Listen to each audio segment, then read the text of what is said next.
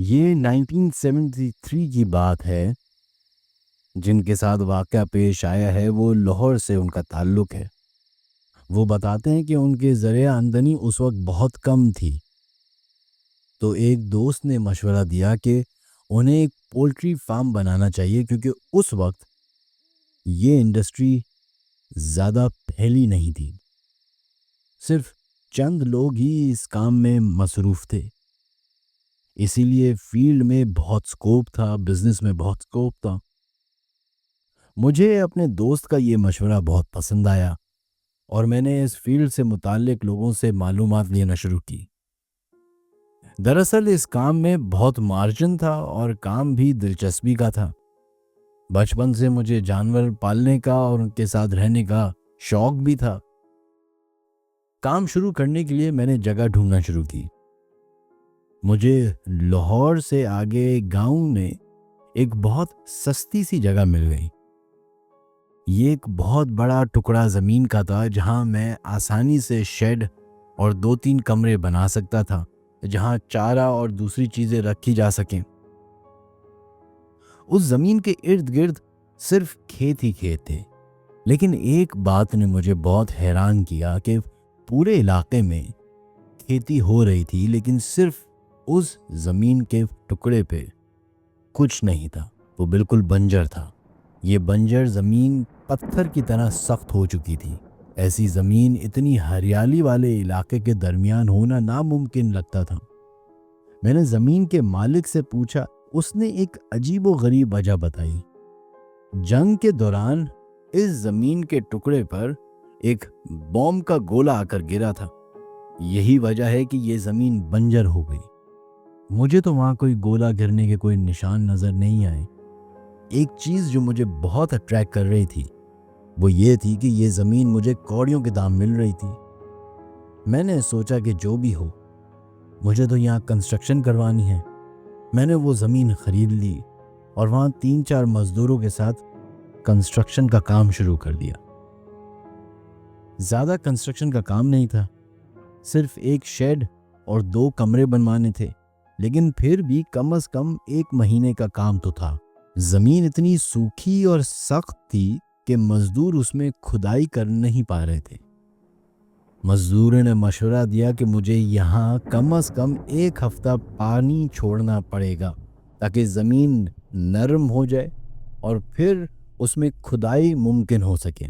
مزدوروں کے مطابق جب وہ زمین پر کھدائی کرتے تو انہیں محسوس ہوتا کہ وہ کسی پتھر پر کھدائی کر رہے ہوں. میں نے مزدوروں کے بولنے پر وہاں پانی چھوڑنا شروع کر دیا. لیکن ایک عجیب بات یہ تھی کہ ہم رات کو پانی چھوڑتے تھے اور صبح آ کر دیکھتے تھے تو زمین ویسی کی ویسی سوکھی ہوتی جیسے پہلے تھی. پورا ہفتہ ایسے ہی گزرا. ہر رات پانی چھوڑتے، ہر صبح زمین بالکل سوکھی ملتی. جب 1 ہفتہ گزرنے کے بعد بھی زمین نرم نہیں ہوئی تو بیچارے مزدوروں کو پھر سے کھدائی کرنا شروع کرنی پڑی. جبکہ یہ کھدائی صرف 2 یا 3 دن میں مکمل ہو جانی چاہیے تھی، اسے مکمل ہونے میں 15 سے 20 دن لگ چکے تھے. اس کھدائی کے دوران ہمیں بہت سی ڈراؤنی چیزیں دیکھنے کو ملی. مزدور کہتے تھے کہ جب وہ کھدائی کرتے تھے تو کوئی ان کا نام لیتا تھا. صرف نام ہی نہیں لیتا تھا بلکہ کھدائی کرنے سے منع بھی کرتا تھا. میں ان سے کہتا کہ یہ تمہارا وہم ہوگا. ویسے بھی اس وقت بہت تنگ دستی اور بے روزگاری تھی. بیچارے مزدور مجبوراً کام بھی کر رہے تھے، لیکن ہر روز کوئی نہ کوئی مزدور یہ شکایت کرتا کہ اسے کوئی بلاتا ہے اس کے نام سے.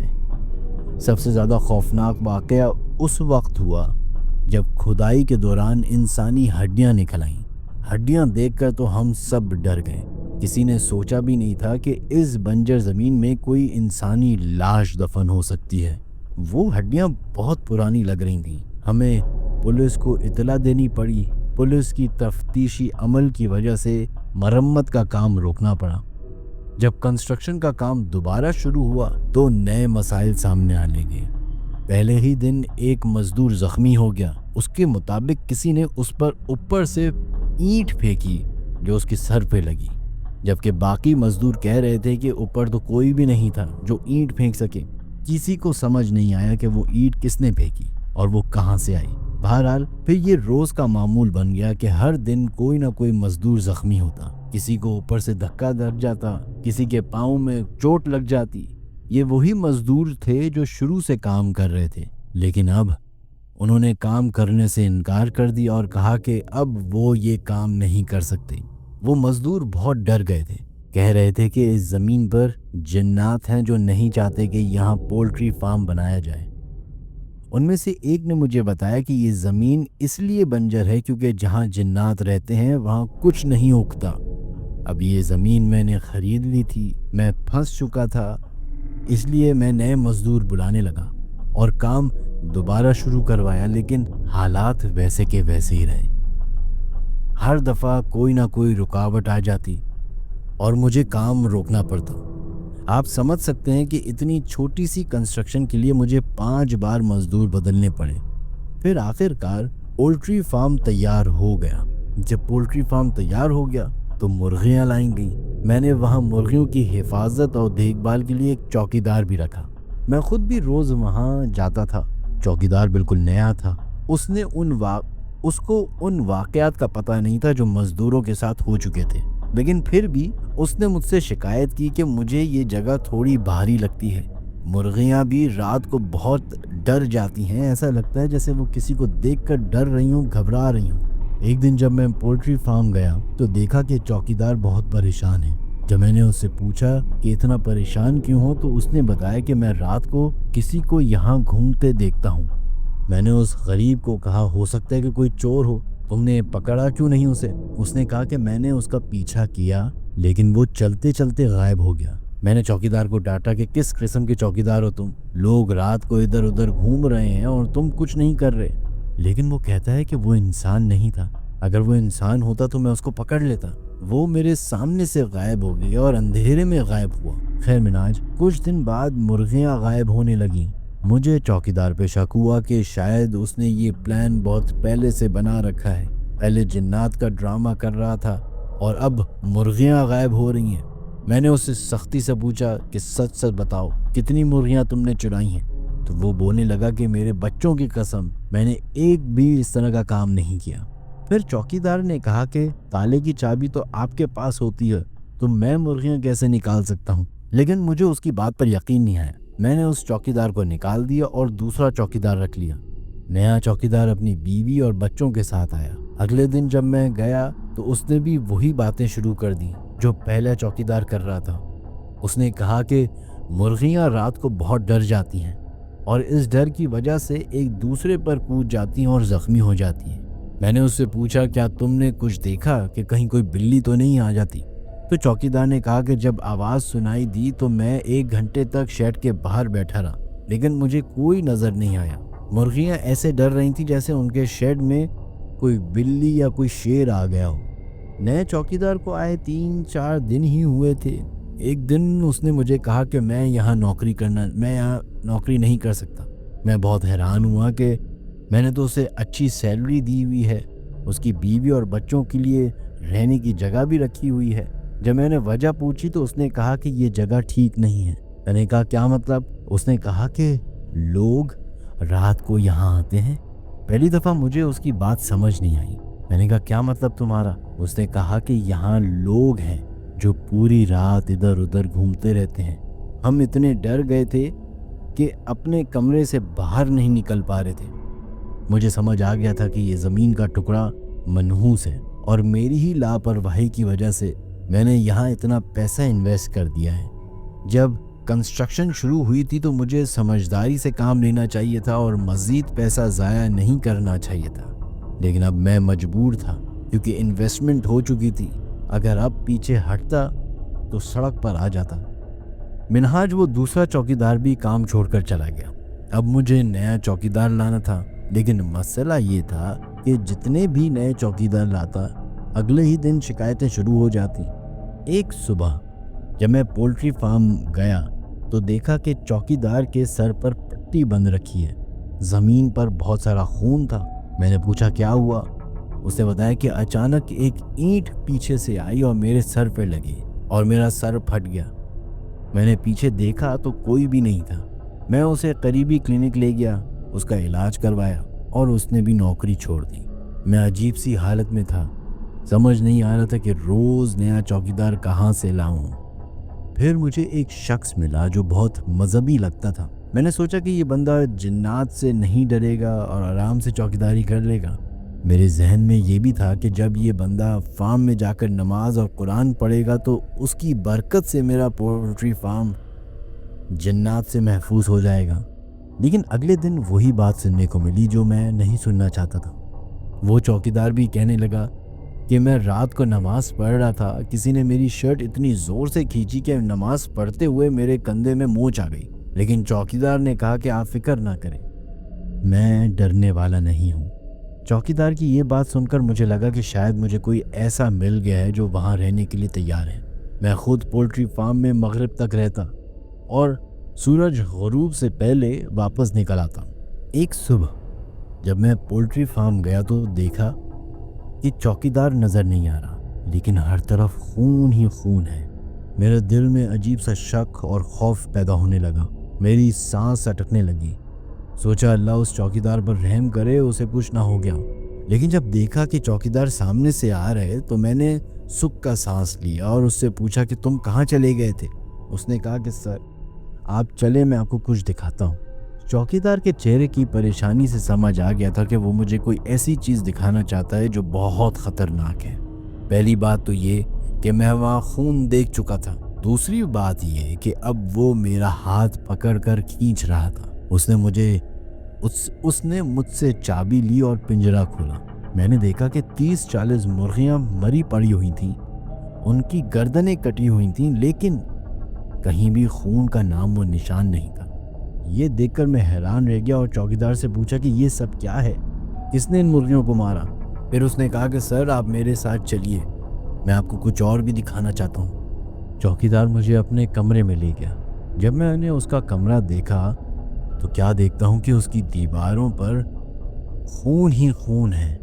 میں حیرانی سے یہ منظر دیکھ رہا تھا کہ اس پولٹری فارم میں آخر یہ ہو کیا رہا ہے۔ پھر اس نے اپنا دیگچی نکالی، وہ بھی خون سے بھری ہوئی تھی۔ پھر چوکیدار نے مجھ سے پوچھا کیا آپ نے پولٹری فارم کے دروازے پر جو خون تھا اسے دیکھا تھا؟ میں نے کہا ہاں دیکھا تھا۔ پھر چوکیدار نے مجھ سے کہا کہ سر میں آپ کو ایک مشورہ دینا چاہتا ہوں، مجھے پتہ ہے کہ آپ یہاں بہت سے چوکیدار رکھ چکے ہیں، میں آپ کو یہ بتاتا ہوں کہ مجھے یہ سب کیسے پتہ چلا۔ جو مخلوق یہاں رہتی ہے اس نے مجھے کل رات خواب میں سب کچھ بتایا۔ اس نے کہا کہ جب کنسٹرکشن ہو رہی تھی تو اس نے آپ کو وارن کیا تھا، بہت سی چیزیں دکھائیں اور اشارے دیے تھے جن کے بعد آپ کو کام روک دینا چاہیے تھا، لیکن آپ بضد رہے اور اب اسے چلنے کی کوشش کر رہے ہیں۔ اس مخلوق نے آپ کو یہ پیغام دیا ہے کہ اگر آپ نے کام نہیں روکا تو اگلی باری ان مرغیوں کے بجائے آپ کی گردن بھی ہو سکتی ہے۔ چوکیدار نے کہا کہ یہ خاص کرم ہے کہ میں یہاں نماز اور قرآن پڑھتا ہوں، اس لیے اس نے مجھے نقصان نہیں پہنچایا، لیکن خواب میں سب کچھ بتا دیا۔ اب میں یہاں نہیں رک سکتا۔ اگر آپ کو اپنی جان عزیز ہے تو میرا مشورہ یہی ہے کہ پولٹری فارم اب فوراً بند کر دیں۔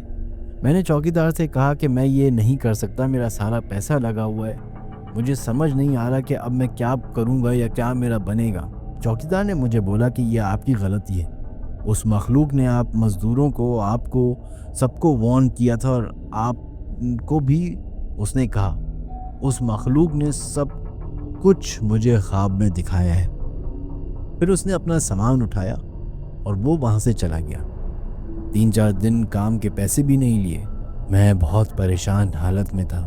میں پنجرے کے باہر بیٹھ گیا، میری آنکھوں سے آنسو بہہ رہے تھے، روتے روتے مجھے پتہ نہیں چلا تب میری آنکھ لگ گئی۔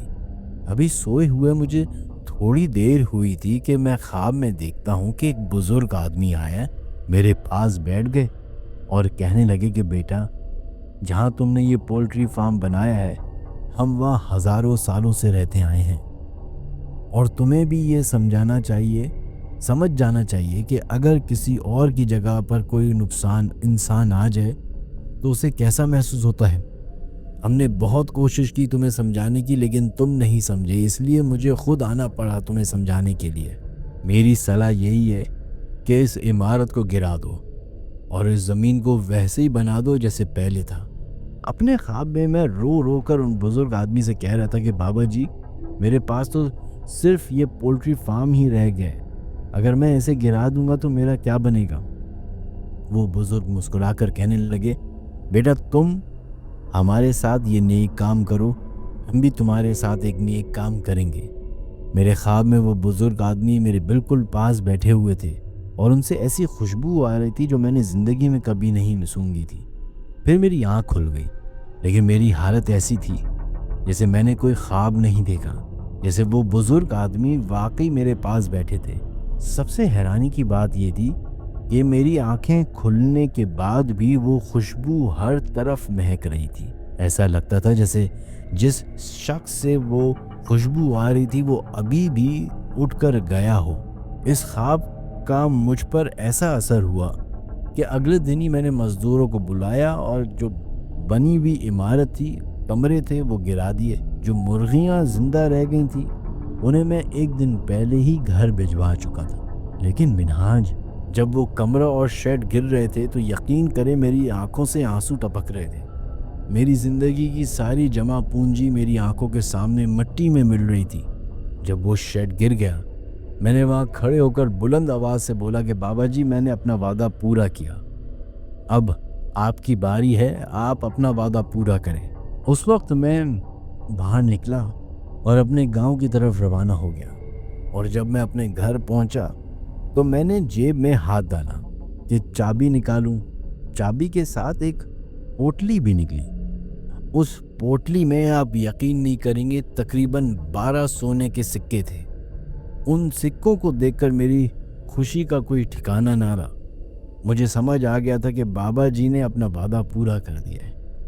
میں نے ان سکوں سے گولڈ کا کام شروع کیا اور پھر مجھے کبھی کوئی پرابلم نہیں ہوئی۔